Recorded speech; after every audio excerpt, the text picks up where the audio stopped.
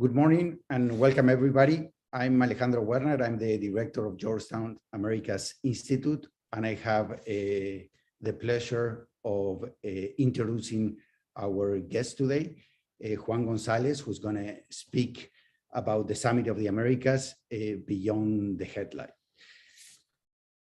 In early June 2022, leaders from 23 countries across the Americas convened in LA to participate in the 9th Summit of the Americas and discuss regional challenges, priorities, and opportunities.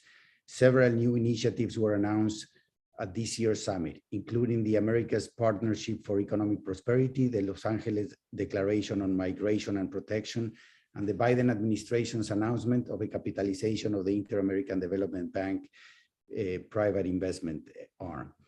In a conversation with Georgetown professor Diana Kapichevsky, Special Assistant to President Joe Biden and National Security Senior Director for the Western Hemisphere, Juan Gonzalez, will explore these new initiatives and more. Very briefly, all of you know Juan Gonzalez very well. He serves as Senior Director for the Western Hemisphere at the U.S. National Security Council. Most recently, he was Senior Fellow at the Penn Biden Center for Global Diplomacy and Global Engagement. He had several positions in the administration, in several administrations. And before that, he was an associate vice president at the Cohen Group. He was also appointed by Senator Chuck Schumer to serve as the Western Hemisphere Drug Policy Commission. He's also a term member of the Council on Foreign Relations, a board member of the Washington Office on Latin America, and member of the Advisory Board of Foreign Policy for America. And he's also a graduate from Georgetown, from the Master's in Latin American Studies, and he has a BS from SUNY at Buffalo. He's a native of Cartagena, Colombia. Joining him in this conversation is Professor Diana Kapichevsky. She's an associate professor in the Department of Government at Georgetown University. Her current work examines judicial politics and the uses of law in Latin America.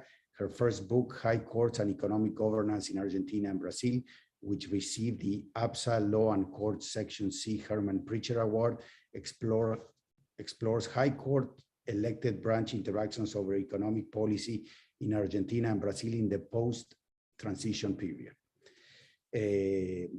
She will be leading our Center for Latin American Studies after her sabbatical, and she will be starting in the summer of 2023. So with that, I will turn it over to Diana. And again, I want to thank Juan for joining us again for these discussions and updates on U.S. policies and diplomacy with Latin America. Diana, the screen is yours. Wonderful. Thank you very much, Alejandro. And again, Juan, welcome to Georgetown, and thank you so much for joining us this afternoon for this conversation. I'll start off with a few questions about the Summit of the Americas, and then ask some broader questions about U.S. engagement with the region and politics in the Americas. First, though, we'd like to ask a few questions about the summit. So as we know, the summit addressed a range of concerns from economic recovery to climate change to health to migration and beyond. Would it be possible for you to sort of summarize for us what you see as the main takeaways or perhaps as the main accomplishments of the summit over that week? You're muted, Juan. I should know that by now. Okay, thank you. Thank you, Diana, and congratulations. And thank you, Alejandro, for having me, and greetings to the broader Georgetown University community. If I were to just summarize the summit, I would say that notwithstanding what was a lot of coverage and reporting on participation, when the cameras were off and the leaders sat around the table and talked about these issues, they focused on some of the core challenges facing the Americas, from lack of competitiveness to issues of food insecurity, the ongoing impact of the pandemic, and the need to ensure that our democracies are delivering in terms of providing greater equity and social benefit to populations that, well before the pandemic, had been protesting for greater freedoms and for change. And those conversations, I'll say specifically, what I found most interesting from just a personal perspective was the final leaders retreat. And a leaders retreat is when you have the presidents around a table eating lunch, and they each bring one person. So you don't have these large rooms, you don't have large cameras in there, and they actually have an opportunity to talk more freely. The president in that setting put aside all the briefing materials that we gave to him and talked about how Russia's invasion of Ukraine was something that the world needed to care about, and that it was something that meant a lot about just kind of the first military incursion in Europe, I think since World War II, the impact it was having on inflation, on food security prices, and the need for us to have an open and candid debate about what is the international community really we should be standing for, and how we should debate some of these sorts of issues. And it was a fascinating discussion because the leaders found, I think, a lot of common ground on the need to work together to address the impacts of the invasion, the need to push for peace, the need for diplomacy to really be supreme in any sort of interactions between states, and the responsibilities that not just the countries of the region, but the United States had to continue to engage in a dialogue about how you could work together. And all of that really, I think, dovetailed to a lot of the agenda topics that were discussed and agreed to it at the summit. But I'll say the final thing is, and this is actually from President Boric, who made a very clear point toward the end. He said, look, the success of the summit is, we can slap our, kind of pat ourselves on the back all we want for having a successful summit, but we'll be measured by what we can do on June 11th and after. And that's really been a lot of the focus since we came back from Los Angeles. And that leads directly into the next question that I was going to ask you, which is, what do you think will be actually the likely concrete practical outcomes of the summit? The initiatives that Alejandro mentioned sound wonderful, but what will implementation look like, and how successful will it be in your view? Sure. So the first is, I would say that in the run up to the summit, in the year and a half that the president has been in office, if we've taken an inventory and you see that there's been a very active pace of personal engagement, calls, engagements, and we announced this morning that the president of Mexico would be coming up here on July 12th. We also have plans to have the president of Argentina, and already, I think, publicly said that the president of Ecuador would also be invited to Washington. The president's going to travel to Canada in the coming months as well. And that doesn't even include what has been very active engagement led by the vice president on the Caribbean to establish a series of working groups on everything from food security to energy security to modernizing how the international financial institutions respond to challenges in small island states that are considered high income and therefore don't have access to a lot of the tools that other countries do. Those are going on and will continue to take place between now and I think the next milestone for us is going to be the OAS General Assembly in early October in Lima, Peru, where we're going to look to advance a lot of the commitments at the summit, maybe even have meetings on the side, and then I think into the spring. Now, what I'll say is that the LA Declaration on Migration, which is arguably what got the most press, is it took the migration conversation from one of the U.S.-Mexico border to one of the need for us to look at this issue comprehensively from countries that are origin, transit, and destination, not just in terms of migration policy, but an enforcement, but rather asylum, refugee protections, providing, helping provide countries with the economic tools to, be able to absorb some of these populations. These are conversations that are already ongoing as the historic migration crisis that we're seeing is not slowing down. We saw the tragic news of migrants that were being smuggled, that, we're 450 now, that is the death toll that we have counted, is something that we need to not just go after the smugglers, but also create conditions for these protections to exist, not just in the United States and Mexico, but throughout the region.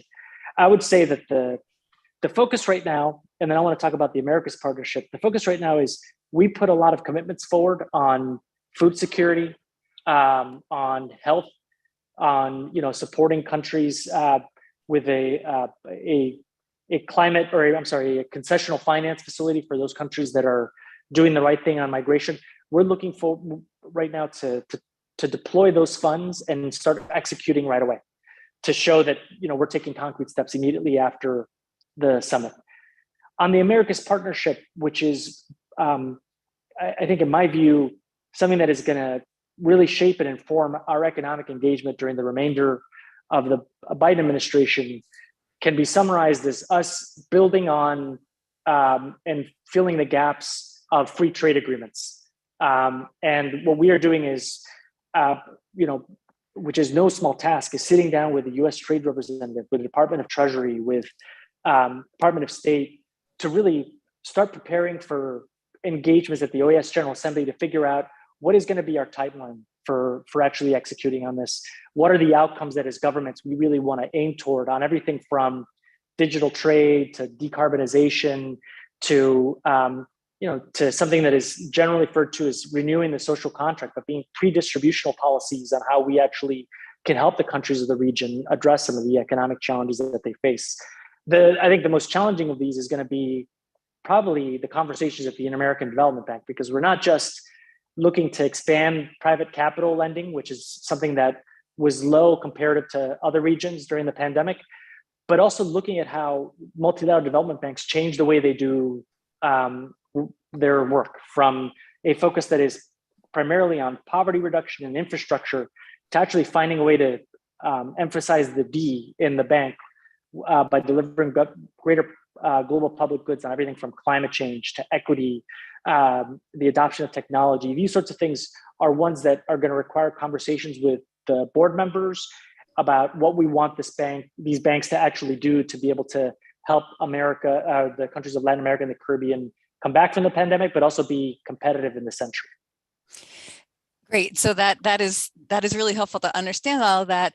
There was an emphasis, an understandable emphasis, since you work for the U.S. government, in what you just said about what the U.S. will do. But sort of regional initiatives, cooperation, collaboration, integration has traditionally been a struggle for Latin America, and so all of those initiatives will require the entire region working together to carry those things forward. So I heard you say the OAS General Assembly in October will have additional conversations. But what are some of the other mechanisms on which you will draw or which you will create to bring the countries together to actually coordinate to move those initiatives forward?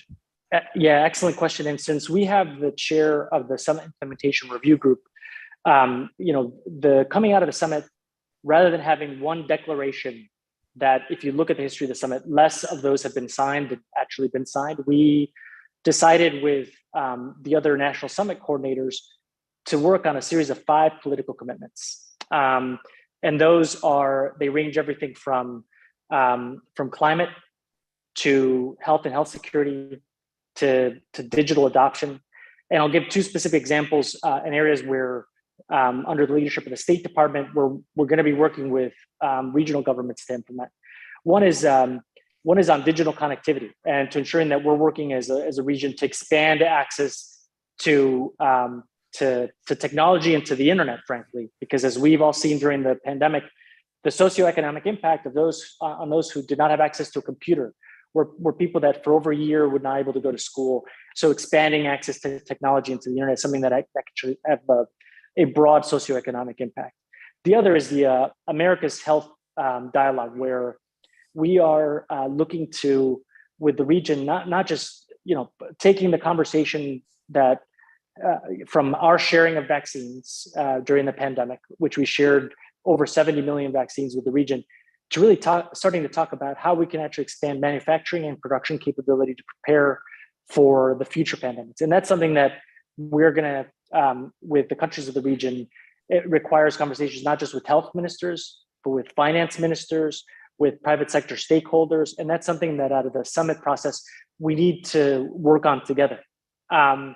It seems like a lot of meetings as the end goals, but the reality is that when you're talking about regulatory coordination, trying to establish the conditions for the private sector to set up shop and to be able to, establish production capability in places that have the resources, Brazil, for example, it requires us to find alignment between government, the private sector, and other stakeholders. And we're setting out a roadmap to be able to move as quickly as possible to execute on that. We'll be announcing this summer the date for the America's Health Ministerial to bring all these ministers together and advance that discussion. And those are just two examples of some of the initiatives, but there are others on governance to make sure that, and this is not, all countries did not sign on to this, but an initiative to strengthen and support transparent journalism in the Americas as a way to really kind of bolster the backbone of our democratic institutions. So those are just a couple examples of initiatives that we'll be pushing across, not just the US government, but in a coordinated fashion with the countries of the region. Great, thank you. Just one more question about the summit and going back to the U.S. perspective a little bit, and then we'll move a little bit towards thinking about the Americas and the world. But back to the summit, I think a lot of people were hoping to get an idea, a clear vision of U.S. policy in the hemisphere from the summit, even though that it's not only a place for the U.S. to have a platform. Obviously, it is a place where the U.S. has a platform. So would you say that was achieved in your view, that coming out of that, the U.S. had clearly articulated their vision for the region, and if you could say what you think that is? Sure. So I think the president's speech on the inauguration night of the ceremony was, in my view, not just because I helped contributed to it, probably one of the best speeches in since the Cold War on Latin America and the Caribbean. Why is that? Because to those of us that follow Latin America and the Caribbean, you see that there have been times throughout U.S. history, generally during times of conflict in Central Europe, that has led the United States to realign on policy toward the Americas, whether it's good neighbor policy or during the Cold War, the Alliance for Progress. It has led to, in many ways, a renewed focus on the region, in an outline, in some cases, of a doctrine or a specific policy that would inform U.S. engagement. Now, if you look at that speech, the first, I think, element of that that maybe was implicit was that I think a recognition that the ability of the United States to be a superpower, quote unquote, to play a key role not just in the pushback on Russia's kind of unjustified military invasion of Ukraine, but the response to the pandemic,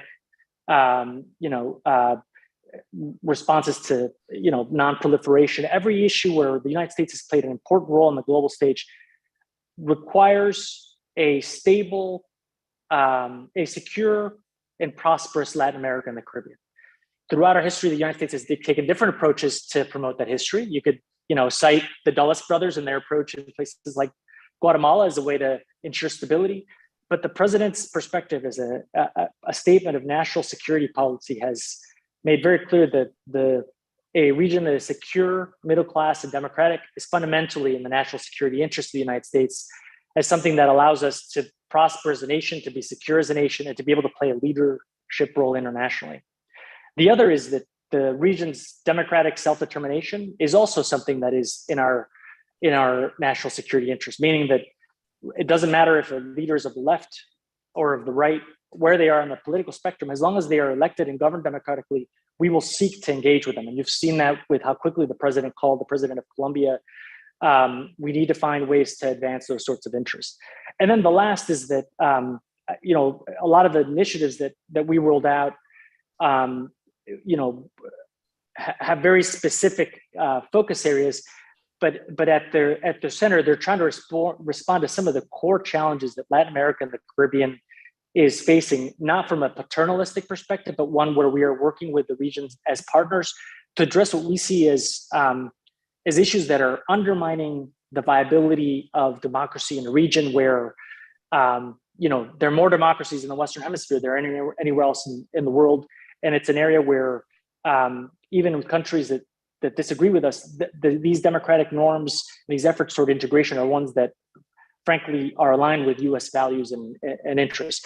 And so that in itself are a core set of statements of US policy that are, I think, fundamental and perhaps one of the strongest, I think, articulations of US policy toward the Americas since Bill Clinton launched the summit process in 1994 and launched 28 years of a free trade focused agenda, a kind of counter narcotics focused agenda that at the time made sense, but today we realize we need to address some of these underlying challenges that Latin America and the Caribbean are facing.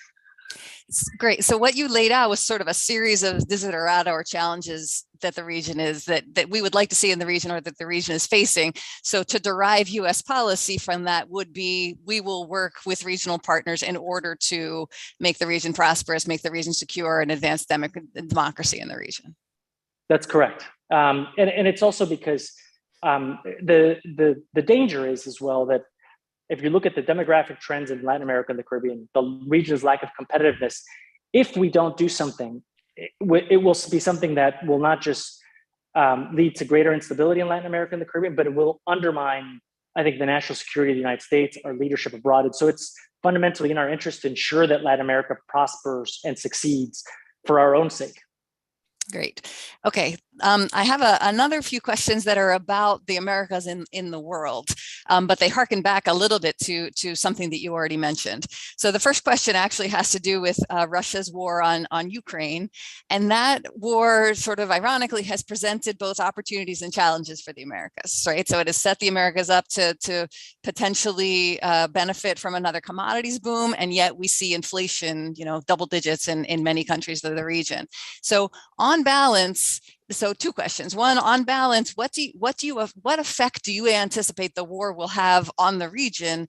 And then simultaneously, and you spoke to this previously, what effect do you think it will have on US policy in the region? Do you anticipate a realignment, as you called it before, and a renewed emphasis on the region in the shadow of that conflict? Yeah, no, that's an excellent question, because it gets to some of these, I think, enduring values that characterize the Americas. One is the belief in non-intervention, and the resounding rejection by the countries of Latin America and the Caribbean at the UN General Assembly following Russia's invasion was a reflection not of their alignment with the US or their alignment with Europe, but the strongly held beliefs that nations don't invade other nations. And I think that's important because at the same time, we're having complicated conversations now because, as you mentioned, the impact of inflation are ones where the countries of Latin America and the Caribbean are asking, okay, how long is this going to go for, and how is this going to impact me at a time when the inflation has erased any sort of benefit I could have derived from the commodities boom? The other is, what is the future of the G20? If in such a short order we have basically rolled back decades to integrate Russia into the international economy, what are going to be these tools of international kind of or global architecture where Latin America and the Caribbean can play a role and shape some of these conversations?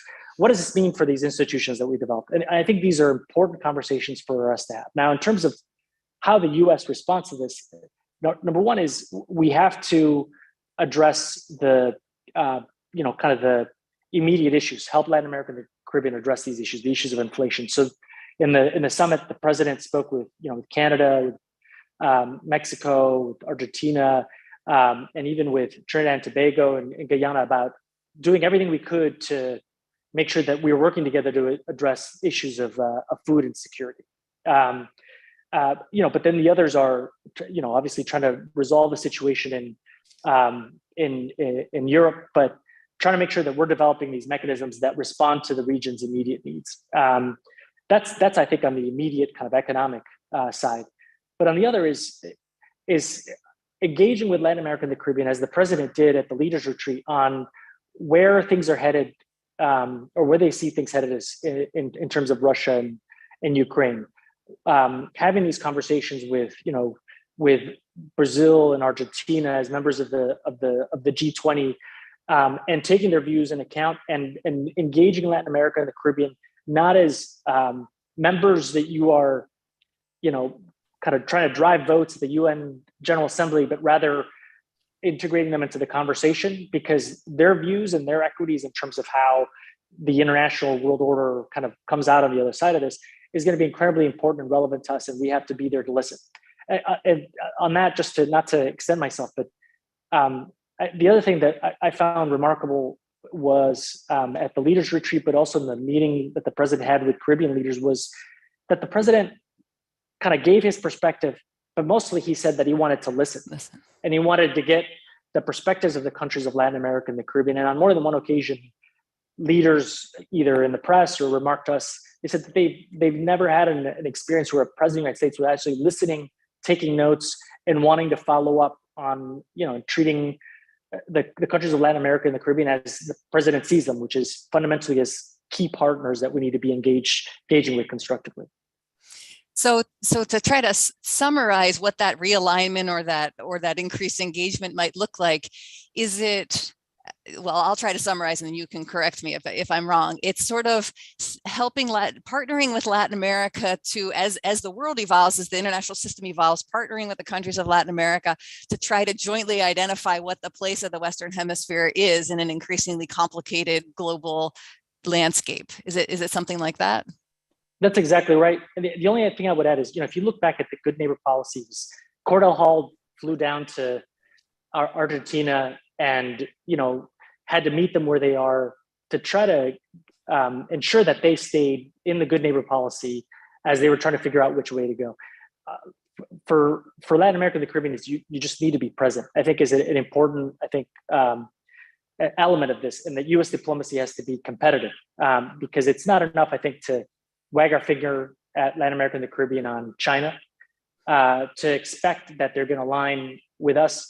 I think the danger to that approach is that you'll see a rising non-aligned movement around the countries of Latin America and the Caribbean, because as you mentioned, with these constraints, countries are going to have to be pragmatic. And the question is, who comes forward with an affirmative agenda? So we do have to be diplomatic and present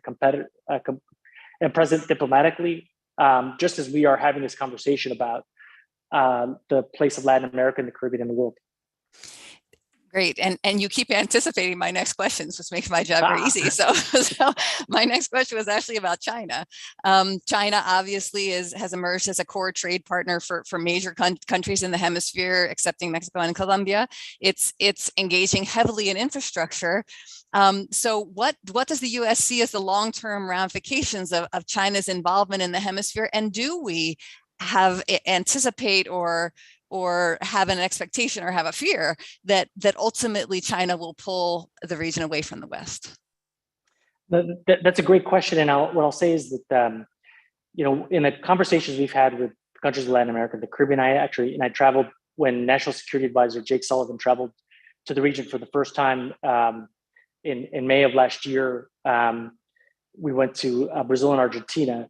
And his message is the same as the president has delivered to others, is that we're not asking other countries to choose between us and China. Certainly, we trade with China and we alternate between competition, confrontation, and collaboration. But there are very clear distinctions in terms of the nature of that engagement. There are efforts at military expansion in other parts of the world. The lack of transparency that characterizes a lot of their investments. The political pressure that comes with the sharing of vaccines that are sold, not given away like we did, and just their view that democratic norms are really not important, or really are not really kind of values that must be respected and upholded.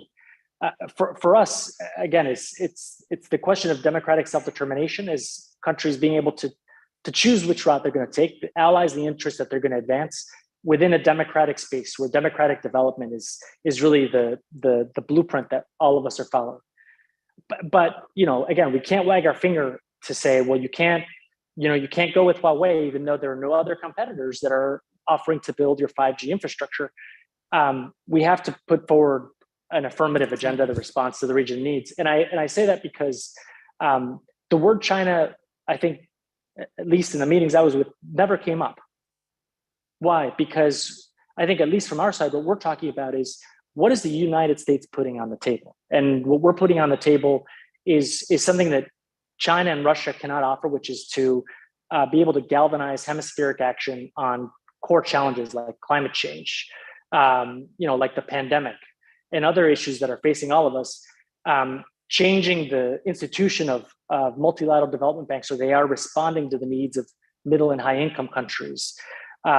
Finding ways to make sure that we are using our economic relationships to improve the lives of the people of Latin America and the Caribbean. That's very different from importing protein and fuel from Latin America and the Caribbean, which is what characterizes Chinese trade. Okay, great. Thank you. that let me then switch a little bit to refocus on the U.S. in the hemisphere.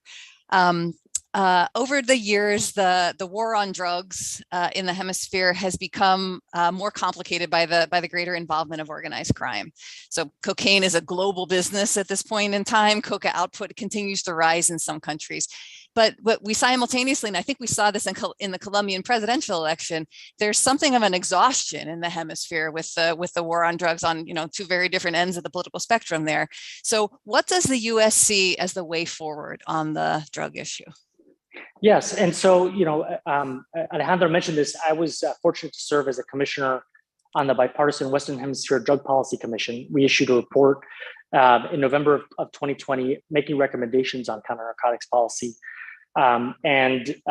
We have, maybe quietly or not as publicly as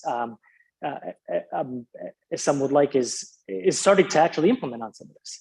What does that start with? It starts with, for us, focusing on the issue of demand reduction at home, treating drug addiction as a public health challenge. And this administration has put billions of dollars toward that goal just in the first year of the administration alone. It's something that really is the most important thing the United States can do to address the issue of drug addiction, but also drug trafficking, is to reduce demand. The other is, with the Mexico bicentennial framework, and then just with the bicentennial partnership with Colombia, we put forward, I think, a much more comprehensive vision on these issues that, in the case of Colombia, was intended to respond to some of the frustration among the Colombian public. For example, with a coca eradication metric that defined a lot of our approach to the drug trade and to coca specifically, that looks at issues of rule of law and judicial institutions, issues of environmental protection, issues of economic opportunity, at the same time that we are making sure that you do need to arrest bad people. You do need to, I think, in a way that is effective, eradicate the production of drugs. But that shouldn't be the measure of success, the amount of coca that you eradicate, but rather how you actually can create the alternatives, how you can actually create judicial institutions that respond to anybody, regardless of where they are, and then effectively finding ways to reduce the demand in the United States as the key step. But Joaquin Villalobos, who's from El Salvador, a very respected academic, wrote an op-ed a very long time ago that I actually keep and reread, that the question of the drug trade in Latin America and the Caribbean is as much a question about the presence of the state as it is about the demand for drugs in the US. So you get rid of drugs and there are no more drugs anywhere to be trafficked, you will still have illegal mining. You will still have criminal organizations that can operate because there's an open space for corruption to flourish in certain areas, a lack of access to education. And so these are, I think, the broader questions of our initiatives at the summit, whether it's on economics, whether it's on health security. All of these are ones that are intended to address some of the challenges of populations that in some countries seem to have been forgotten by kind of the development that has touched the urban areas of Latin America and the Caribbean. Yeah, it's so refreshing to hear you take that broader view on this issue, because without the institutional infrastructure set up, there will continue to be impunity. And without economic opportunity, people will continue to choose to engage in these activities because they're lucrative. So to have you sort of taking that holistic view on this and looking at it from all sides is really, as a political scientist, is really wonderful to hear. The other question I had about the U.S. in the hemisphere has to do with the question of ambassadors to the region. So I think there are, the U.S. has not appointed yet ambassadors to 10 countries in the Americas. And this obviously belies how important the region is to the president and to the United States. So what do you see as the way through the ambassadorial impasse at which we are in certain countries right now? Yeah, I mean, so it's a challenge all over the world. First of all, whether it's those who have been appointed but have not had a hearing, those who've had a hearing but have not made it out of committee or been voted. There's a very large number of those, and we are actually in a position where we're about to start announcing another kind of cohort of ambassadors to some of the posts that haven't been nominated. Look, what I'll say is the U.S. Congress and the U.S. Senate in particular has a role of advice and consent, and it is a role that they will play, and they will raise concerns that we will try to work through. But it is of utmost priority to try to get our ambassadors in country as quickly as possible. But it is something that is impacting us, I think, throughout the world. I would be, particularly in places like Colombia, we've yet to announce an ambassador. I know the process is ongoing and it can take some time, but it is fundamentally in our interest to have an ambassador down there. At the same time, we have Frank Mora, who's been, was nominated a long time ago to be ambassador of the Organization of American States. He's now on the floor. We are at a disadvantage in following through on the summit without Frank there, because until we have an ambassador that is as respected and as experienced as him, we're at a disadvantage. Same thing in a number of other posts where we have excellent foreign service officers, but it's not the same as having a Senate confirmed U.S. ambassador. So that, I think we're in agreement that it's definitely a challenge. So how do you see what's the path forward in terms of getting ambassadors, as you say, not only in Latin America, but in other countries in the world as well? Sure. So, I think before the Senate goes on recess, we hope to have as many of those ambassadors confirmed and down at post as possible. And there's a significant number of them. They're from Chile to the OAS to others.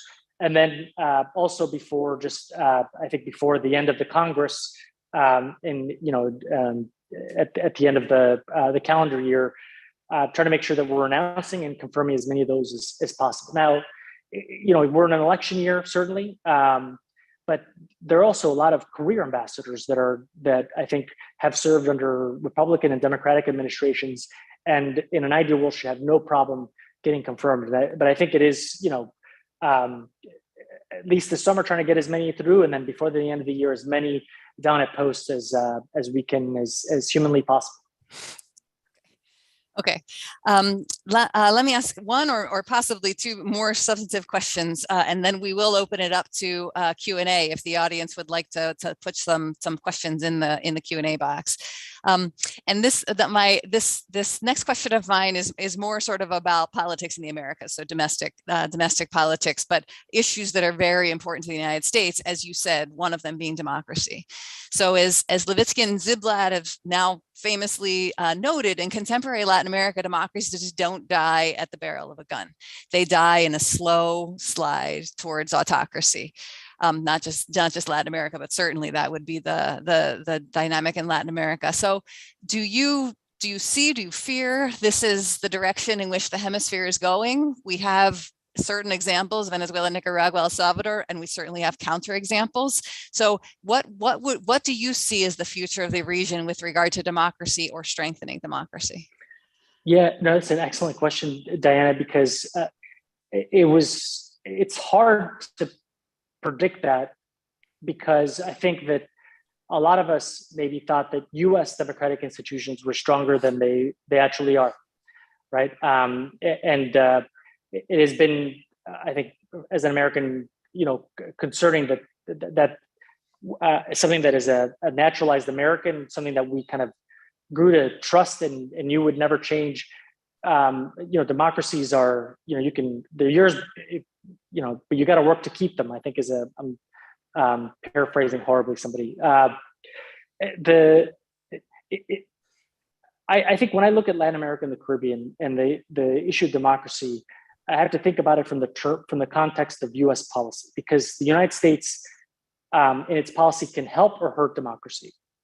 And it can do so if we take an approach that we have in the past, and particularly during the Cold War, where we will align with somebody that is aligned with our short-term national security interests, and will overlook their kind of democratic, respect for democratic norms to advance a short-term interest.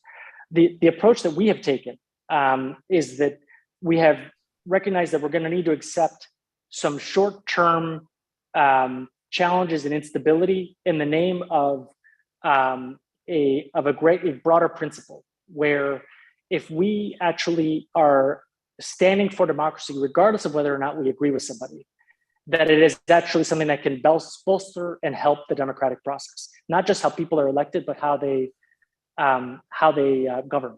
In doing so, we're also in many ways aligning ourselves with the people of Latin America and the Caribbean that are not voting more leaders of the left. What they're doing is they are just broadly dissatisfied with the traditional political order and are voting out incumbents. They believe that governments, if you look at the polls, will tell you that they feel like governments aren't working for them, but rather for those that are the political and economic elite in the country. That, you know, in places like Colombia, where I was born, that you have people that graduate from the country's best universities and with the degrees in law and medicine, only to be driving cabs because there aren't opportunities for everybody. These are questions of democracy fundamentally. And I think for the United States, as is the instinct often is, well, that leader may have been elected democratically, but we don't like them, so we can't accept their credibility. I think at a time when we are going through, I think, these turns of the crank on democracy that led to, in Chile, from the alternation of power from left and right, in places like Colombia, for the first time to elect a leader of the left, whereas in the past, you would have military juntas interrupt that kind of pendulum progression. The US has to stand by the principles that here in the United States we hold so dear, and recognize that in the medium to long term, it will be something that will advance our interests, and frankly, be something that at a time when countries are feeling, going back to the China issue, are feeling buyer's remorse with some of the characteristics of Chinese engagement. It is these democratic norms and values that, you know, a lot of people have fought and died for, that will at the end of the day lead to a conversation about what should other countries, you know, kind of values and norms they should uphold when they come to invest or engage in Latin America and the Caribbean. I think those questions are perhaps abstract and academic for a lot, but for those of us that have been following this region for this long, they're fundamental to, I think, the region's development. Absolutely. And to hear you sort of think, base US policies on those broader principles and those longer term views, perhaps with our perspective renewed, given the institutional churn in the United States, is really both reassuring. It's really reassuring to hear. So thank you. With that, I'm sorry, can I just go ahead. go back? Please. Sorry to keep, and you know, sometimes you'll have these conversations in policy settings, and some folks will say, well, that's not our policy around the world. In places like the Middle East, we don't believe, we don't recognize Hamas, even though they were democratically elected. And I'm quick to point out the significant differences with Latin America and the Caribbean, because again, these are all revolutionary governments by definition. We all, we're former colonies that have fought against kind of colonial rule. Number two, we have all, most of us have experimented with autocratic and revolutionary governments and have reaffirmed democracy as the development track that we are on. And it is something that I think the democracy ingredient in the Western Hemisphere is, I think, something that is unique, but it's also fundamental to our national security interests in a way that maybe it isn't in other parts of the world. So I think the contrast is there, but I think it's for a reason. Great, thank you very much. With that, I will open it up to a little bit broader Q&A for our last 15 minutes and give the first question to Alejandro. Thanks, Diana, and thanks, Juan, again. And I really enjoy the way you describe your engagement with Latin America and the strong focus on strengthening together the democratic environment. And sometimes when we criticize a little bit what we are seeing today, we forget that maybe 30 years ago, 40 years ago, the region was plagued with military governments. On the economic front, we were plagued with the hyperinflation, debt crisis, etc. And for the most part, with all its problems, I mean, we're seeing a lot of uncertainty, etc. But mostly in large economies, a democratic region. And on the economic side, a lot of stability that has been ingrained in the system. And in this part, I would like to ask you a little bit, how did the politicians and the business side of the Summit of the Americas eventually met to talk about nearshoring, energy transition, etc., and how can we work with the private sector to make that happen faster and to make this integration that you talked about a reality, let's say, in the next 10 years, 5 years? Thank you, Alejandro. And I think just this is an area where I think Georgetown and is kind of the intellectual reservoir that you all have in this area is key. In the run-up to the summit, we talked to the private sector and the organizers of the CEO forum, much like we do for a lot of other engagements, like the upcoming visit of the Mexican president. And we'll say to them, I'll be very candid. We'll say, look, we don't understand nearly as much about supply chains as you all do. We do understand that this is an enormous task, and that ultimately what we need to do is create the conditions for the private sector to want to, nearshore, friendshore, whatever you want to call it. So we'll say to them, can you help us prioritize? Help us figure out what needs to go first.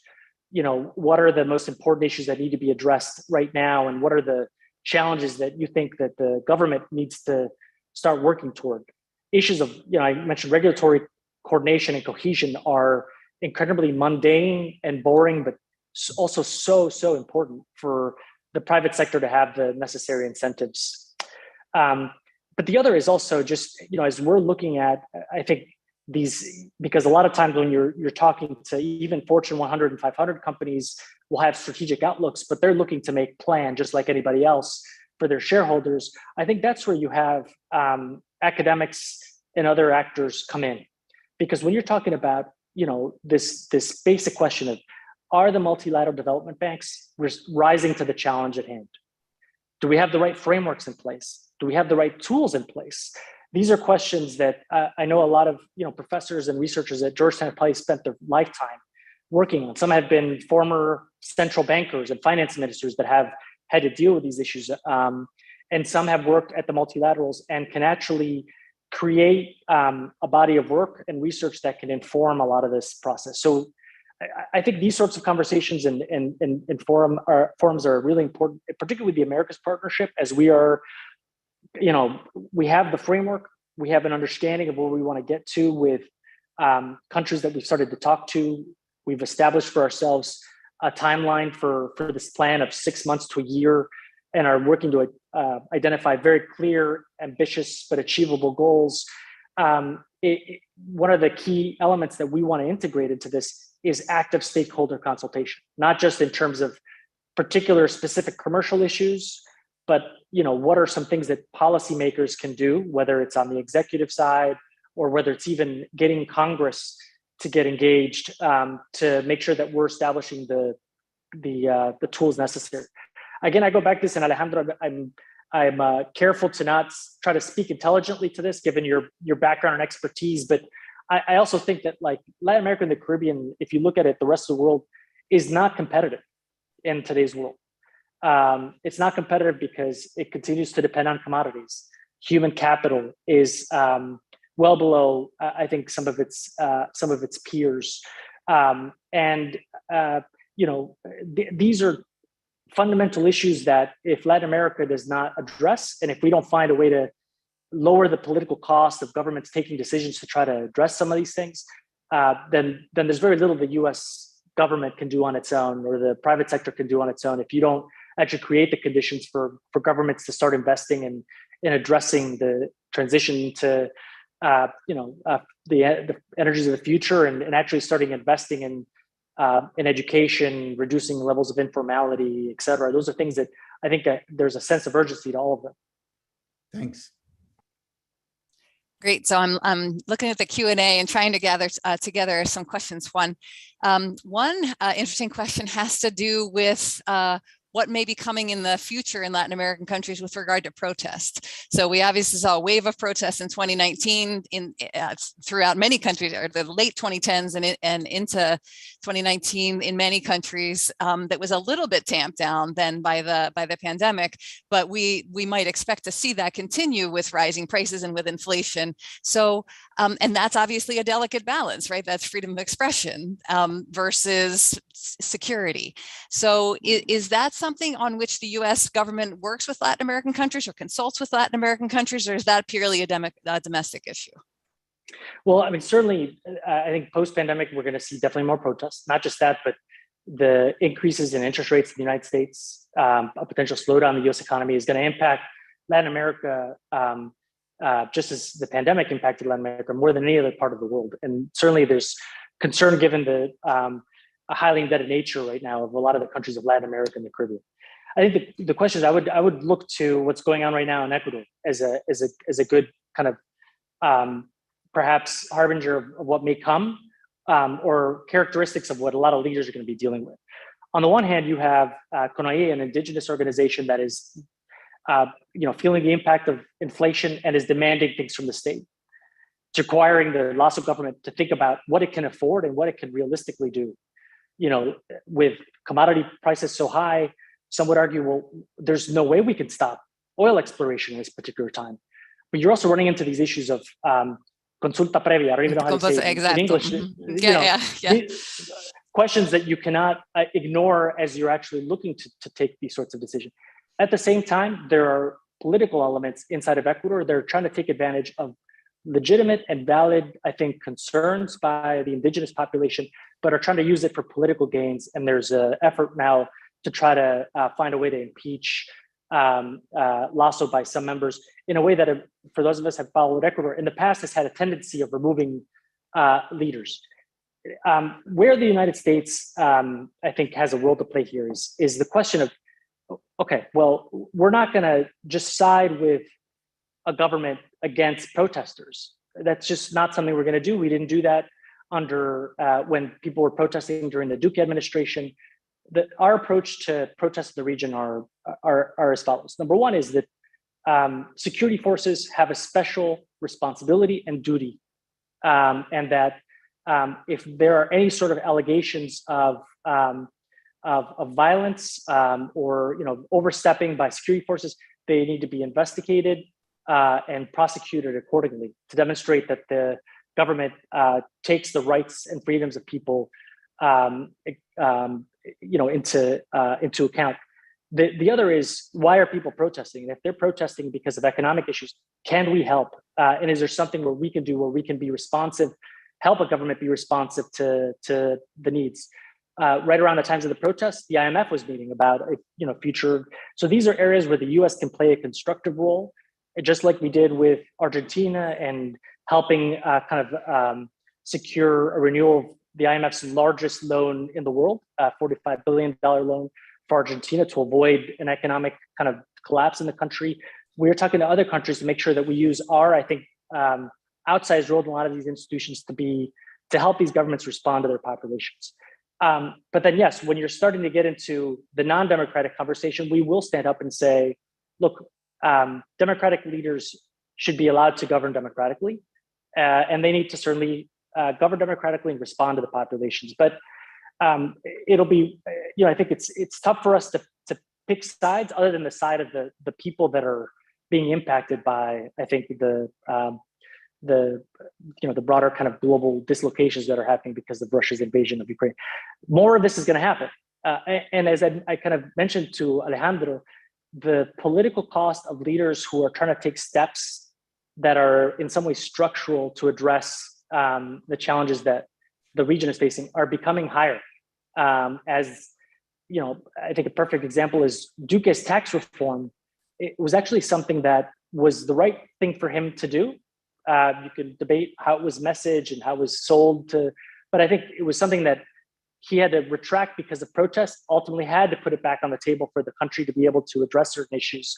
We as an international community in the United States need to find ways to decrease the cost of political decisions that are in the interest of these countries, whether it's at the multilaterals with concessional or grant financing, whether we can actually modernize our assistance tools to ensure that we are helping countries do these things correctly.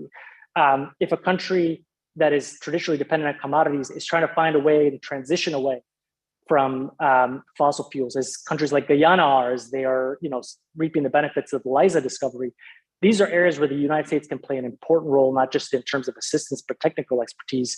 And it is something that we're very focused on. Great. And there's a couple questions actually in the chat. Again, sort of a domestic issue that some some in the audience would like to know what the US's view on, or again, if there be some engagement by the US in the region, it has to do with public infrastructure. There's a reference to sort of corruption in public infrastructure projects or politicization of infrastructure services in Latin America and the impacts that has on the population. So again, is that something that is on the agenda for the US to engage with regional leaders about? So the Partnership for Global Infrastructure that was launched at the G7, it's the new name for B3, what was B3W, is an area where we are working with Congress to give the Development and Finance Corporation the authorities to be able to do more of this, particularly in countries that are middle and high income. The challenge, though, is U.S. companies, I'll tell you, at least from my experience, are less focused on Latin America and the Caribbean. Companies like Bechtel and AECOM and others that are the very large kind of infrastructure companies, they are more focused in other parts of the world, and that is for a couple of reasons. Once because I think on their own, unless you're Brazil, Argentina, Mexico, or maybe Colombia, the market is just not big enough for a lot of these companies. The other is the business environment, where what we've seen, and the World Economic Forum has put out papers, others, that I think the biggest deterrent to foreign direct investment in Latin America and the Caribbean is governance and political risk. And so I think if we're ever going to be in the traditional infrastructure space, these are issues, not just the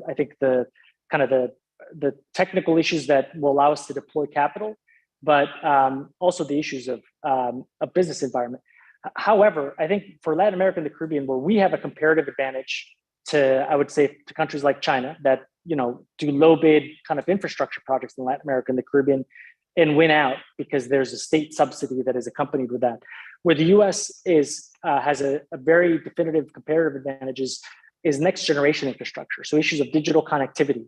We are very energized behind the deployment of open radio access networks, not to create necessarily a space for US companies, but to provide a platform for Latin America and the Caribbean to be competitive in its own right in the space, and to have choice. The other is health and health security, but it's also, I think, issues of human infrastructure. So promoting greater equity and inclusion are areas where, where we, I think, can bring a lot of resources to bear and respond again to some of the core issues. Climate transition and climate issues are ones where we have a comparative advantage and can really respond to some of the core challenges Latin America and the Caribbean is facing. Yeah, and so much of this goes back to institutions and institutional infrastructure, right? One of the core challenges of attracting FDI is a weak judiciary because people think their investments won't be safe. So these, many of these issues come back together about what you raised minutes ago, a while ago, about the strength of the state. One last question, Juan. There are a few questions in the chat that I'm just going to sort of paraphrase, that have to do with how the region can work together if not all representatives from all countries of the region are sort of at the table and working together. So we talked about mechanisms, we talked about platforms and venues such as the OAS, but how does with heterogeneous leaders and ideologically and in every other way, what are some of the mechanisms to sort of make sure that all of those voices are heard and everyone is coordinated, not just a subset of the countries? Yeah, and I'm going to steal, somebody said this to describe the outcomes of the Summit of the Americas, and I wish I'd thought of it. They said the United States took a multi-layered diplomatic approach to the summit, which I thought was kind of cool. It was that where we found we could find consensus, we try to work with everybody. So that's where those 5 political commitments came from.